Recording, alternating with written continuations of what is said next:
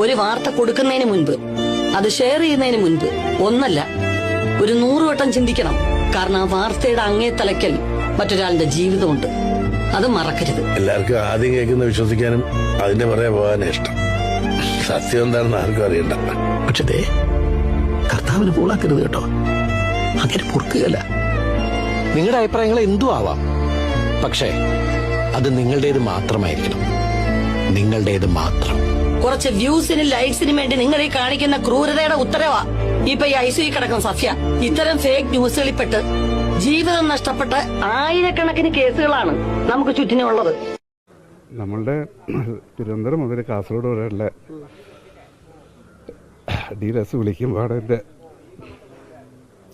പുള്ളിയുടെ ഒരു ദീപക് നല്ലത് അറിയുള്ളൂ.